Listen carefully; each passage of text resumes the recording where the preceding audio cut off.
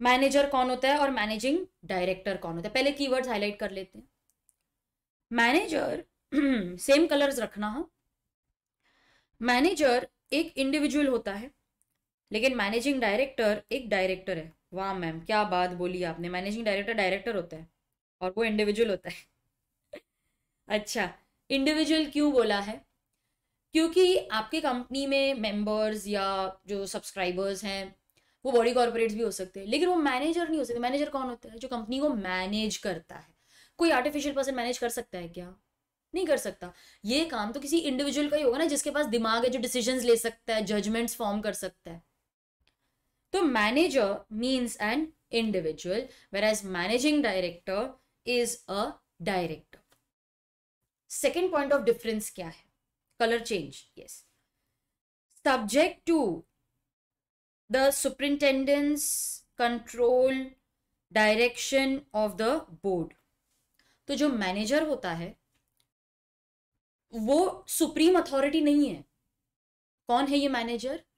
He is someone who is under the superintendence. Superintendence मतलब निगरानी, नजर रखे हुए हमने।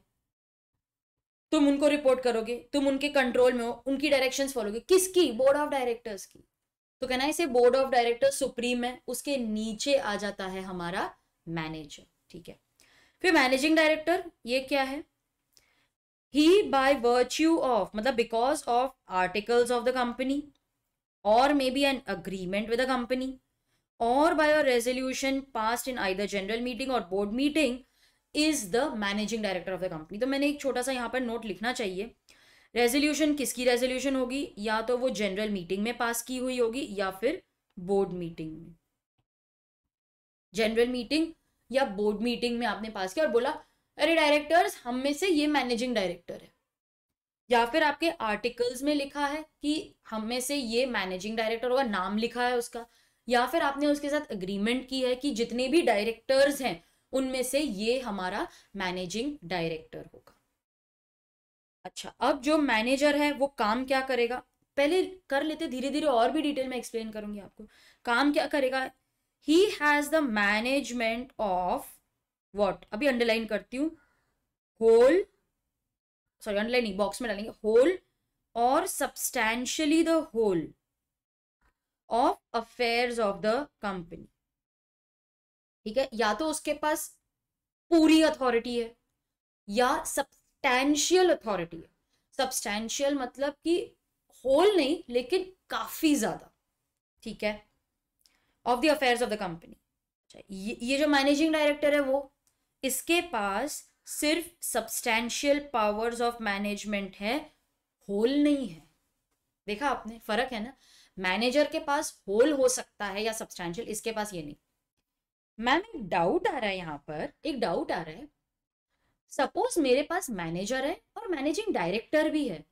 अब आप बोलते हो मैनेजर के पास होल पावर है, फिर मैनेजिंग डायरेक्टर के पास सब्सटैंशियल कैसे आएगी? अच्छा डाउट है ना, समझा आपको मैंने क्या बोला? अगर मेरे पास मैनेजर है जिसको मैंने होल ऑफ द अथॉरिटी दी हुई, देखो मैंने यहाँ पे होल ऑफ द अथॉरिटी, लेकिन मेरे पास मैनेजिंग डायरेक्टर भी है जिसको मैंने सब्सटैंशियल पावर दी है। मैम दोनों, माय डियर स्टूडेंट, दोनों एक साथ हो ही नहीं सकते। तो आपकी कंपनी में या तो मैनेजर होगा या मैनेजिंग डायरेक्टर, दोनों नहीं होंगे, क्योंकि आप दो जन को होल या दो जन को सब्सटैंशियल पावर नहीं दे सकते। अगर आपके पास मैनेजर है तो आपको मैनेजिंग डायरेक्टर की जरूरत ही नहीं है, या आपके पास मैनेजिंग डायरेक्टर है जिसके पास सब्सटैंशियल पावर है तो आपको मैनेजर की जरूरत नहीं है। अच्छा, आपको दो मैनेजर्स की भी जरूरत नहीं है। मैम थोड़ा सा कंफ्यूजन हो रहा है हमको यहाँ पर। मैनेजर तो जैसे मेरे अंकल है ना, वो सेल्स मैनेजर है, उनके फ्रेंड है ना वो परचेस मैनेजर है, मेरे जो रिलेटिव है वो फाइनेंस मैनेजर है। क्या हम उनकी बात कर रहे हैं? हम उनकी बात नहीं कर रहे, वो तो डिपार्टमेंट मैनेज करते हैं ना। ये तो पूरी की पूरी कंपनी की बात हो रही है। देखो, अफेयर्स ऑफ द कंपनी। तो हम कैन आई से एक बहुत ही वाइडर पिक्चर देख रहे हैं। हम लोकल जो वो छोटे छोटे लेवल्स होते हैं ना, ये डिपार्टमेंट का मैनेजर है, ये ब्रांच का मैनेजर है, हम उनकी छोटे लोगों की बात ही नहीं कर रहे हैं। हम उन लोगों की बात कर रहे हैं जो ऊपर की अथॉरिटी में बैठे होते हैं। Someone who has substantive power. Substantive मतलब कि वो कंपनी की काया बदल दे ऐसे डिसीजंस लेता है। मतलब यू कांट इवन थिंक कि अच्छा यार ये तो क्या सोचते हैं ये लोग। मेजर डिसीजंस लेते हैं वो, मर्जर करना चाहिए कि नहीं, या फिर मुझे इतने प्रोडक्ट्स इंट्रोड्यूस करने हैं कि नहीं, या मैं बजट बनाऊं पूरा, या मैं टारगेट्स दूं। ये हाई लेवल के जो डिसीजन होते हैं ना, वो टाइप ऑफ मैनेजर की मैं बात कर रही हूँ। ठीक है, जो जो सब्सटैंशियल और बहुत ही इंपॉर्टेंट क्रिटिकल डिसीजन मेकिंग में पार्टिसिपेट करते हैं, जो जो पूरी कंपनी को एज अ होल संभाल रहे हैं। तो he manages either the whole और substantially the whole of the affairs. ये भी सब्सटैंशियल पावर करता है, इसीलिए दो मैनेजर नहीं हो सकते, इसीलिए मैनेजर और मैनेजिंग डायरेक्टर दोनों साथ में भी नहीं आ सकते। अच्छा, नेक्स्ट पॉइंट ऑफ डिफरेंस क्या हो गया? It includes a director occupying, नहीं मैं दूसरा पढ़ लिया, हाँ ये वाला है, सॉरी ये पहले पढ़ना। मैं वही बोलूँ, मैनेजर में मैनेजिंग डायरेक्टर कहाँ से आ गया? Includes a director, includes a director ma'am मतलब मैनेजिंग डायरेक्टर? नहीं नहीं नहीं, इंक्लूड्स अ डायरेक्टर मतलब क्या? मैं डायरेक्टर हूं, क्या मैं मैनेजर नहीं बन सकती? मैं एक डायरेक्टर हूं, क्या मुझे, देखो अब मुझे मैनेजिंग डायरेक्टर ही बोलना है ऐसा किसने लिखा है? कौन बोल रहा है ये? वो तो कंपनी डिसाइड करेगी ना कि मेरी डेजिग्नेशन का नाम क्या होना चाहिए। मैं मैनेजर हूं और मैं डायरेक्टर भी हूं, क्यों नहीं हो सकती मैं? एज अ डायरेक्टर मैं कंपनी मैनेज कर रही हूँ, मैं एम्प्लॉय भी तो हो सकती हूँ ना। ठीक है, तो इंक्लूड्स अ डायरेक्टर, तो डायरेक्टर मैनेजर भी हो सकता है। इंक्लूड्स अ डायरेक्टर और any other person occupying the position of a manager. ठीक है, पोजिशन ऑफ अ मैनेजर, मुझे मैनेजर की पोजिशन दी गई है by whatever name called, whether under a contract of service or not. ठीक है, मैनेजर कौन, मैनेजिंग डायरेक्टर कौन होता है? It includes a director occupying the position of a managing director by whatever name called. तो managing director मैं तब बनूंगी जब मुझे डायरेक्टर है, पहले मैं डायरेक्टर हूं। अच्छा, मेरा ना एक पॉइंट है, मैं डायरेक्टर नहीं हूं, मैं डायरेक्टर नहीं हूं, क्या मैं मैनेजर हो सकती हूं फिर भी?